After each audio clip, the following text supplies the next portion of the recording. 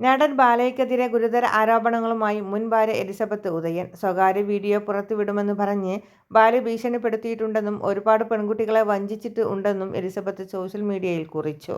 കിടപ്പുമുറിയിലെ സ്വകാര്യ വീഡിയോ പുറത്തുവിടുമെന്ന് പറഞ്ഞ് ഭീഷണിപ്പെടുത്തൽ പതിവായിരുന്നുവെന്നും തന്നെ ബലാത്സംഗം ചെയ്തുവെന്നും തനിക്ക് വന്ധ്യതയാണെന്ന് പരസ്യമായി പറഞ്ഞുവെന്നും എലിസബത്ത് സമൂഹമാധ്യമത്തിൽ പങ്കുവച്ച കുറിപ്പിൽ പറയുന്നു. നിസ്സഹായതയും പേടിയും കാരണം തൻ്റെ കൈകൾ വിറയ്ക്കുകയാണെന്നും ബാലയെയും ബാലയുടെ കുണ്ടയെയും തനിക്ക് പേടിയാണെന്നും എലിസബത്ത് വിശദീകരിക്കുന്നു.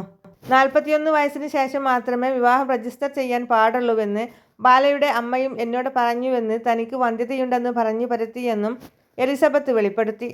എന്നെയും കുടുംബത്തെയും ശാരീരികമായി പീഡിപ്പിക്കുകയാണ് എന്നും അവർ തുറന്നു പറയുന്നു.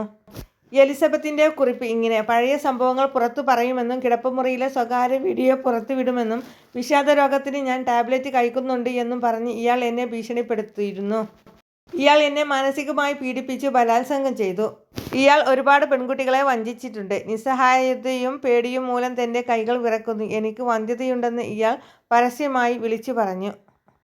കസ്തൂരി എന്ന ബാലയുടെയും ഭാര്യ കോകിലയുടെയും അഭിമുഖത്തിന് താഴെ വന്ന കമന്റിന്റെ സ്ക്രീൻഷോട്ട് എടുത്ത് അതിന് മറുപടിയായാണ് എലിസബത്ത് കുറിപ്പ് പങ്കുവച്ചത്. ആ കമന്റ് ഇങ്ങനെ: ഞാൻ കഥകൾ മെനയുകയല്ല, മെഡിക്കൽ രംഗത്ത് അറിവുള്ളവരോട് ചോദിക്കൂ.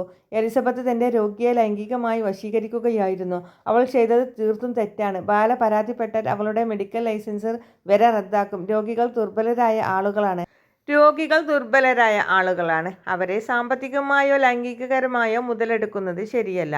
ഒരു രോഗി ആഗ്രഹിച്ചാൽ പോലും ഡോക്ടർ രോഗിയെ ഒരു ബന്ധത്തിലേക്ക് വശീകരിക്കുന്നത് മെഡിക്കൽ എത്തിക്സിൽ ലൈംഗിക ദുരുപയോഗമാണ്.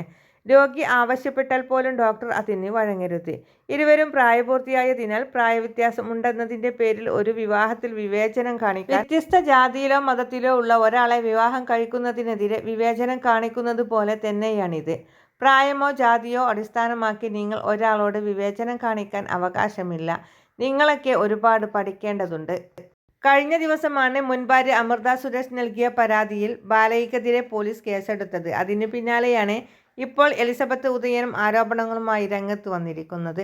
കൂടുതൽ വാർത്തകൾക്കും വിശേഷങ്ങൾക്കുമായി നമ്മുടെ ചാനൽ സബ്സ്ക്രൈബ് ചെയ്യുക.